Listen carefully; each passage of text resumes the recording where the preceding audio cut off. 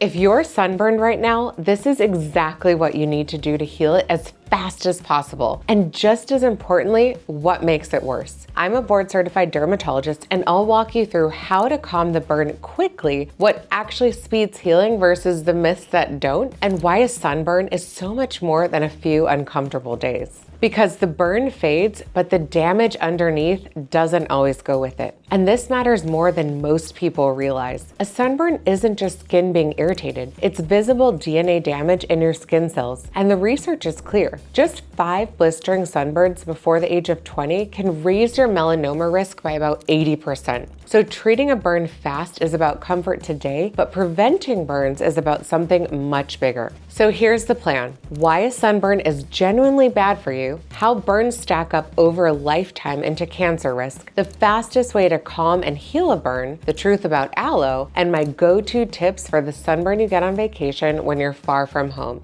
Let's start with why a sunburn is worse than it looks. Let's start by reframing what a sunburn actually is, because most people see it as a minor inconvenience. A sunburn is an inflammatory injury, your skin's response to direct DNA damage from UV radiation. When this UV hits your skin, it damages the DNA inside your skin cells. The redness, the heat, the peeling, that's your body's emergency response, rushing blood to the area and then shedding the cells that were damaged beyond repair. That peeling skin is your body throwing away cells it can't fix. That's how significant the injury is. I have patients who come in almost proud of a burn, calling it a base tan. There is no such thing as a healthy tan from a burn. A tan is also a sign of DNA damage. It's your skin producing pigment trying to protect yourself after the fact. By the time you see the color, the damage is already done. So the first thing to understand is that a sunburn is a real injury to the deepest, most important layer of your skin. Treating it seriously starts with respecting what it actually is.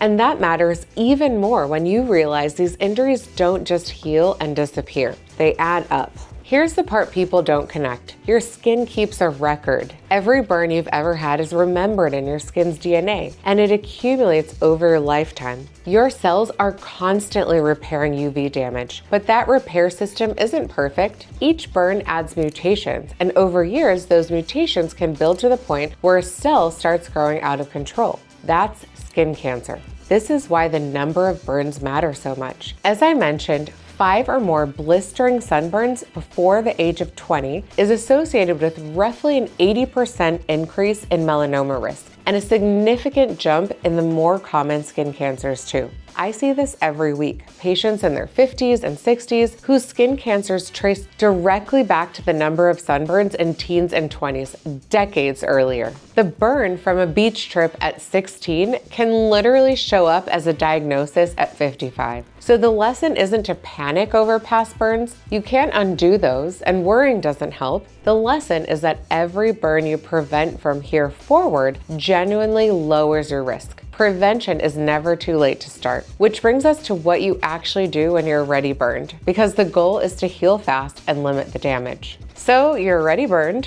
What's the fastest way to calm it down? The moment you notice a burn, you want to do 3 things. Cool it, hydrate it, and reduce the inflammation. Start by cooling the skin. A cool shower or cool damp compresses are perfect, not ice directly on the skin. Then, while the skin is still slightly damp, seal it with a moisture like a gentle, fragrance-free moisturizer or something with ceramides to support the barrier that's been damaged. For the inflammation, an over-the-counter anti-inflammatory like ibuprofen, taken early, genuinely helps with both the pain and the swelling. And drink water. A bad burn pulls fluid to the skin surface and can leave the rest of you dehydrated. A patient told me she'd been layering thick, fragrant after sun on a bad burn and it kept stinging. The fragrance was irritating already injured skin. So we switched her to a plain, fragrance-free moisturizer and cold compresses, and she was far more comfortable within a day. So the fast healing playbook is cool, moisturize, anti-inflammatory, and hydrate from the inside. And what you don't do matters just as much. Don't pop blisters, don't peel the skin, and skip anything with fragrance or harsh actives while you're healing. Now here's one remedy everyone reaches for the second they get burned, and it's worth knowing what it actually does. Here's the remedy in everyone's medicine cabinet, and it's worth being honest about what it does and doesn't do: aloe vera. The good news, aloe genuinely helps. It's cooling, it's soothing, it's mildly anti-inflammatory, and that cooling effect feels wonderful on hot, inflamed skin, which is a real relief when you're uncomfortable. What aloe doesn't do is reverse the DNA damage or dramatically speed up the underlying healing. It's a comfort measure, so it's a good one, but it's not a cure. The catch is what's actually in the bottle. A lot of drugstore aloe gels are loaded with fragrance, alcohol, and dyes. Often that bright green color and those ingredients can irritate skin that's already injured. I've seen patients get more red and stingy from the aloe gel than from the burn itself. So if you like aloe, use it, but reach for pure aloe, as close to 100% as you can find, and keep it in the fridge so it's cool going on. Fragrance-free is the rule. And pair it with a real moisturizer because aloe alone can dry down and leave the skin tight. All of this is manageable at home. It gets trickier when you're burned somewhere far from your own bathroom. If you make a plan for one scenario, make this one. Because the worst burns almost always happen on vacation. A new climate, higher altitude, or stronger sun near the equator, water and sand reflecting UV back at you, and a full day outdoors when you're not paying attention.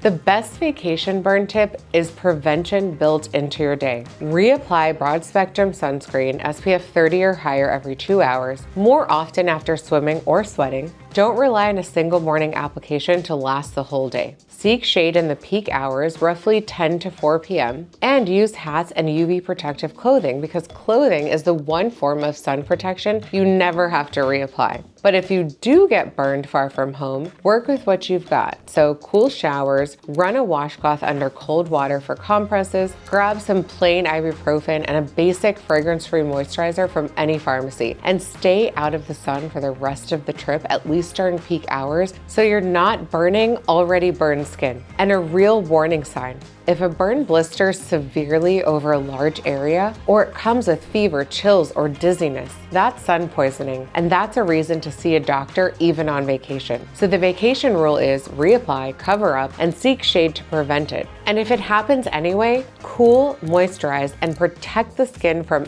any more sun until you're healed.